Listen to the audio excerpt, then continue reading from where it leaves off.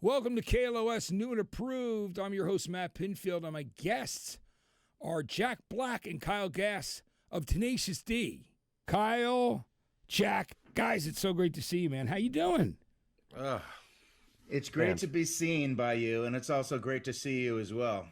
I got to say, last time we ran into each other, it was me running after you because we were at Rock in Rio right before the whole pandemic closed everything down. Literally, it was the end of 2019, and I caught you guys to do an interview with you literally about right before you guys were getting out of there. But you were like so cool. You were like, no, we'll stop for the interview with Matt, which is great. And that was a great performance by you guys too. Did you guys have fun playing Rock in Rio? It was the last one they did, 2019. Well, first of all, it's absurd for you to say it was so nice of you to stop for me. You're Matt Pinfield. Yeah. You're a legend, dude. Thank you, man. That's kind of you guys to say. You go back to the golden era of rock and roll video journalism, and much respected by all of us at Camp Tenacious D. Yeah, well, I appreciate that, man. And I love you guys. It's the great. Tenacious D headquarters holds you in highest regard. Yeah, well, that means the world to me. Was Rio fun? Rock in Rio? Yeah. Rio de Janeiro, Brazil? Yes. I mean, there was a lot of anticipation leading up to that gig, right, Cage? I mean, because it was always like, legend has it that Rio has the best audiences, and that was like, yeah, it was a bucket list situation for sure. We had never played there, so we were fucking super amped. I think we took way less than our usual guarantee. It was because we were cracking a new market. We're gonna fucking rock Rio. We had to. And it was incredibly fun, incredibly exciting. The audience, as anticipated, was ravenous for rock. And we got a friend down there that we saw on the internet, this bass player named Junior Bass Groovador, who was fucking rocking this hilarious Brazilian version of Smells Like Teen Spirit by Nirvana. And we said, we got to get a hold of this guy. We're going down to Rio. We need to party with this Junior Bass Groovador. And we made a rainbow connection. He met us at the gig. And he came out a rocking. Boom, boom, boom, boom, boom. And then I proceeded to lay down the stinkiest egg fart vocal of all time. And if I could do one thing differently in Rio de Janeiro, no regrets. I would redo my. That's a huge regret. I would redo my Smells Like Teen Spirit because my vocals, I just couldn't hit the high notes. It turns out that Kurt Cobain is a very difficult vocalist to recreate.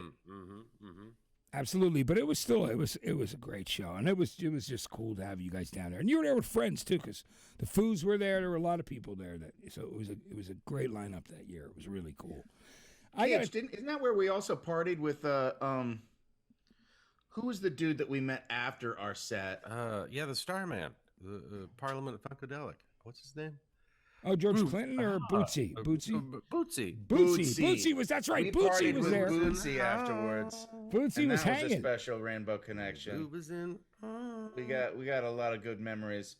I need to learn Portuguese though. My Portuguese is pretty weak. Really? And I thought, it's in South America. It's going to be similar to Spanish. It's very different from Spanish. Yeah. All I know in Portuguese is obrigado, which means you're welcome. Yeah. We did hear that a lot. I said it a lot. I'll tell you, it's funny too because I have two Portuguese godchildren. One of my best friends from Newark, New Jersey, who is like his two kids. They were baptized. He asked me to be the godfather, and I went there, and I couldn't understand a word of the baptism. While I was there for the whole thing, I was just kind of hanging out, but it was. He got the vibe. But I get the vibe because I love the God's food. Here. Portuguese food is great. Oh, yeah. And Brazilian the beans as well. And the rice. Oh, yeah. One of the things that I'm doing on the show that this airs on is playing a bunch of songs that you guys have covered over the years. Like it's a Tenacious D themed thing. That's very cool. But I want to let's talk about the new single that you released, which is this great Who Medley. And doing songs from Tommy. Tell me about that, and then we'll also talk about Every Town for Gun Safety, which is why you did the charity. So that'd be cool. Tell me about it, because I love that you guys did this. Well, this song, this medley of Who songs from the masterpiece rock opera Tommy. Yeah. We've been doing, it goes way back to like the beginnings of Tenacious D. Like way back in the 90s when we would play Largo, we had a skit where me and Kyle would go on stage and we'd be like, "Oh, we got to audition for the new Tommy the musical is going to be on Broadway." That was hot at the time, yeah. We have to audition for it, and we did this whole little mini play about me and Kyle going and auditioning, and we do that medley that or maybe we just played Pinball Wizard, doesn't matter. We played some of that rock opera, and then the guy who's the casting director, you just hear his voice, the voice of God. Incredible audition. Jack Black, what was that? You are a marvel. We love you. We want you to play the role of Tommy in the musical, Tommy. Wow. Kyle, guys, we're going in a different direction. What? We're not going to need you in the play, but thank you so much for audition. One of the fans. And then it's like a split screen, and then Kyle goes on a deep, dark adventure of the soul where he's just like eating tuna fish out of a can, and I'm having sex and doing cocaine, and just it goes on and on of just sort of like mime. It's like Marcel Marceau mime skit that we did. Yeah, it was a. And then it ends very dark but incredibly funny. Moving, yeah. Funny. And so anyway, that was like 20 years ago, and we've been playing the Who medley ever since because it really is the first great marriage of theater and rock. And that's what we're all about. Yeah, you absolutely are. It's great. And let's talk about the video, too, that you did with Liam Lynch. And was conceived also by your bass player, who's so cool. I mean, I love, Jack, you playing, the Acid Queen and also Elton John in that. And Kyle, the different roles that you guys have in, you as a very silent Roger Daltrey in there, which, he was Tommy. He was deaf, dumb, and blind. Well, yeah, And Jack doing us. I mean, can you guys remember, I want to first of all ask you if you remember the first time you saw the movie, Tommy, and were you as scared shitless as I was when I was a kid when I saw the Acid Queen? Like Tina Turner, that thing freaked me out when I was a kid. My thing with that movie is I wasn't good. I don't know if I should say this, but I'm just going to be honest, Matt, because you deserve it. Yeah. You weren't old enough? I didn't love the movie. Yeah. Thought it was crazy and weird and whack. Yeah. But what I loved was the music. And I love Jack Nicholson, but once he started to sing, it ruined the movie. He's a horrible singer. And I think that Jack Nicholson would agree with me. He hasn't done any other musicals since then that I'm aware of. Whoa. Yeah. But I hadn't thought of that. But the power of that rock opera is so powerful. It just blasts through that movie. Even though the movie is trying to destroy it, it can't. Yeah. I mean, there's incredible performances. I shouldn't throw the baby out with the bathwater. Elton John delivers a tour de force. Tina Turner, tour de force. But overall, that shit just don't.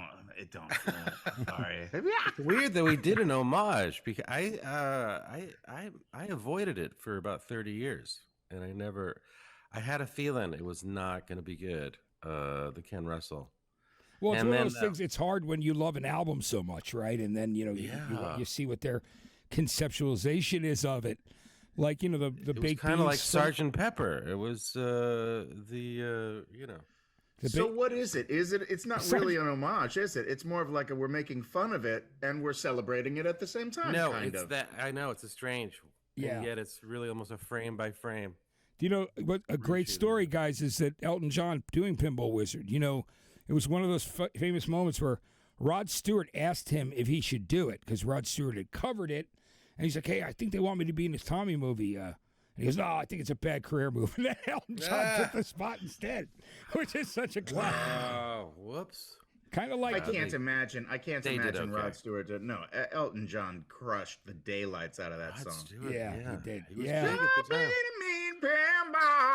Yeah, he did. So rocking. Did a great version of it. He absolutely did. It's really cool. So talk to me about, you guys have done some really, you've done a bunch of singles in the past too, which have been really cool. I mean, about Borders and now this one about Every Town for Gun Safety. Can you tell me? We're saints, Matt. We're just that level of good. And I love that. Hard. Well, yeah. I mean, we've been blessed. We've had a rocking great career, and when we get a little opportunity to give back, you got to do it. It feels good. Feels good to do good. But we are also the recipients of the magic of those covers that we do. Like, we got a Grammy out of one of the covers we did. Yes, Wait a minute. Dio. You guys did Yeah, Dio. Ronnie James My Dio. God, if you break that down, it's just a cover. Yeah. And we played that Beatles song, that Beatles medley, and we got a shout out from Paul McCartney himself. Tweeted out that he loved it and he loved us. It's like our cup That runneth was it. over. That was really great. We give the proceeds of the vinyl to charity, but at the end of the day, we are the real recipients of the glory. Yeah, which is a great thing. I mean, doing that other medley from the side Truth 2 of be Abbey told. Road, which is like just one of the greatest album sides, right? So, I mean, that was so cool that you guys did that as well. I thought it was great. So I've got to say, I loved Pick of Destiny so much, and I've watched it so many times, and it's just it's as a person who loves rock as much as I do, I mean, it's one of my favorite films. Have you guys considered doing any new films coming up? I know it was ahead of its time, Matt. it was People a great couldn't movie. take it in at the time. Yeah, well, I absolutely loved it. I thought it was great, and I make lots of people watch it and stream it. Oh. Because I think it's incredible. But I love it. Thank you. You recently also said, Jack, that you guys were doing some work on a new album. Is that true? Are you guys working on some new songs? There is a new album in the works. Unfortunately, I can't tell you anything about it, Matt. I'd love to give you the scoop, but it's too hot. Yeah. And a lot of the power of it requires it to be shrouded in secrecy for now. But when we're ready to rip it loose, we will come to you first. Yeah. And give Whoa. you the hot Whoa. scoop. Exclusive. Yeah. But we got a new record. We have been thinking about movies. We did a sequel to Pick of Destiny. It was called Post-Apocalypto. Right, named It was after an the album. animated adventure. That animated Kyle adventure. says no, that's not the sequel. He says it's not even a movie. But I beg Well, to for differ. instance, Matt didn't realize. No, I did. I knew the animated series existed, the web series on YouTube, which was Right. great. Thank you. It was Thank awesome. you, Matt. I definitely knew it, and it's named after the last record too, or the last record's named after it, right? It's eponymous. Yeah. Yeah. Look, it didn't Hippopotamus. cost any money to make, and it didn't make any money. But what it did was make me feel really good because Oh I my love God. it. And well, I mean, we have a lot of new stuff to play in the concerts. Do you know what it was? It was a reaction to the Donald Trump presidency, and Yeah. we just felt like the world's gonna end. This guy's a fucking monster. Let's make a record. Let's make a rock opera about that, and that was kind of our like Beavis and Butthead, Rage Against the Machine kind of opus. The problem is, what if it comes true? And then what do you have? You get, oh my God. Is it Post-Apocalypto then? No, in fact, we released it, and then Trump lost the election, and I take full credit for that. I think it was That's true. Post-Apocalypto, the rock opera. I think we shaped the future. And then, now I realize that's what we have to continue doing. We have to continue shaping the future. Yeah, we're like the good Koch brothers. Yeah, I mean it's great. Exactly. It was a cool series. It was fun. And tell me about who ended up doing the animation stuff for you guys, Jack. Who was involved? We're the good Koch brothers. Yeah. Yeah. We're Right. behind the scenes. We're shaping. Yeah. I love that. Well, speaking of Beavis and Butthead, did you guys ever see that Mike Judge show, Tales from the Tour Bus, the one about the outlaw country guys? Yeah, watch. Dude, I'm sorry. I fun. can't get past that name though. I think it might be a good band name. Good Coke. Yeah. Good Koch. Yeah. Good It Coke. could be a good band name for if you guys want to go play under an alias one Especially- night, like do a show right here or something. We do have an alias. If you ever see that a band called Standing O is performing, there's a good chance that's us. Whoa. And under Yeah. our alias. We've done it a couple times. That sounds great. Now, I'm going to also ask you guys. So, that's the thing that a lot of people have been asking me when they knew you were going to be on the show. What about some live shows that are coming up? Are you guys thinking about going out on tour again? It's been a while, of course, since the last 2009 tour, which was great. We actually 19. just finished a greatest hits Oh, you did? Yeah, on the Pacific Northwest. That was really fun. We played Seattle, Portland, where else, Cage? Salt Lake City. Palo Alto, San Diego. So Yeah. did you play here in How LA? were you, Matt? But you- no, we didn't play LA. That's No, why. we steer clear of LA. But we got Puddle's Pity Party opened for us, and it was really magical. It was a pretty rad tour. Puddle's Pity Party is pretty funny. He's like cool. He's got that whole thing he's got going Oh, on. he's very special. He never talks. He only sings and connects to the audience through emotions. Yes, he does. But we got another leg coming up in September. If you want to check us out, we'll Get be the word out. doing some East Coast dates and some Southern dates. You can check it out on tenaciousd.com. Yeah, that'll be great. I look forward to that. I got to ask you guys, like, so when you guys got nominated for the Dio tribute album, and you won that Best Metal Performance, I was so psyched for you guys. Tell me about what that was like when you found out you were actually nominated for that cover. I don't remember when we were nominated, but I remember when we won. We were on tour, and I think it was Germany, weren't we? I think it was actually Brussels. Brussels, yeah. Well, I think it was where they have really good French fries, but not France. Is Brussels known for their fries? The home of Brussels sprouts. Yeah, Brussels. No, seriously, what's the home of the waffle fry? Oh, that's Belgium. Belgium. Yes. Yeah, dude. I think that's in. Waffle fries are the best, right? And we got the news, and it was a celebration. We definitely. Now, what we didn't count on was the violent backlash that we were. Yeah, there was a lot of people in the metalhead community were like, "What? Another slap in the face to true metal? How dare they give an award to these clowns? Look who they were up against. Oh God, that's. Mushana was up on the voted on Cage. Fucking. No, Can't name just any. go. Just You keep guys, I going. thought it was great. I thought it was awesome that you guys had won, and it was with a great song. Look, it's Dio. You know what I mean? Yeah, we enjoyed it. But you know what? I felt like we were nominated once before for Rise of the Phoenix, and it seemed like that was really our masterpiece. That should have won, and I think Jimmy Fallon won, and it seemed like, well, yeah. So It was a popularity contest. It was We had righting a big wrong, TV show. I think. Yeah. We just needed one. The Right. difference between 0 and 1 Grammy is huge. I think we lit a fire under someone's ass over at Sony too. We were like, "Hey, go get us a fucking Grammy." You're like, come on, you guys. Exactly, over at Epic, which was, but Might have been some payola. Rise of the Phoenix should have won that year too, in my humble opinion. Yeah, You know what I mean? Absolutely. of course. You know, it's great. Yeah. But Oh, dude, I think we beat Mastodon. That's the main thing. People were Mastodon followers were pissed. And I think Anthrax too. yeah, Usually, and some of the usually top likes us. death metal singers were so pissed off. They were like, "No, not the D." They went extra Cookie Monster and started writing death tracks. Oh my God! I love this, guys. Clowns. Yeah.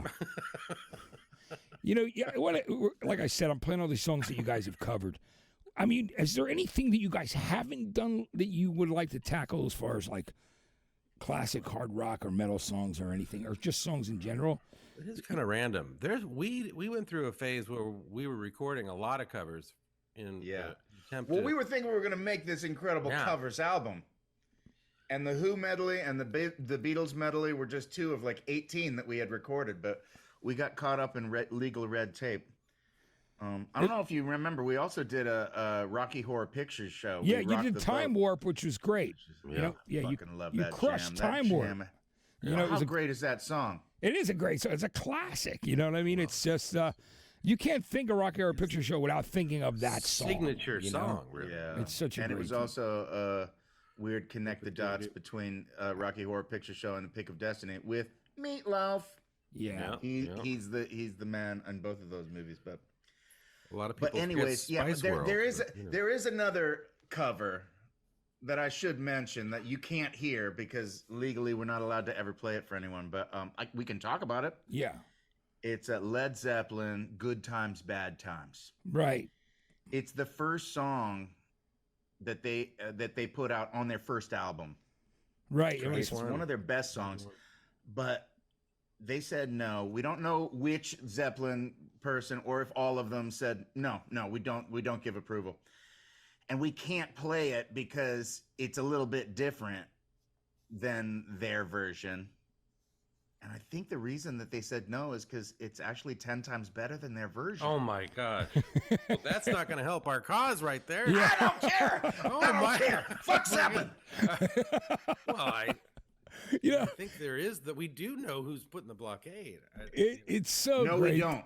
Kyle, don't. you do not know, and stop talking about that. Next Well, you know, subject. it's funny because on the show I played the original Good Times, Bad Times, knowing that you'd done it live, because of your live version that I knew.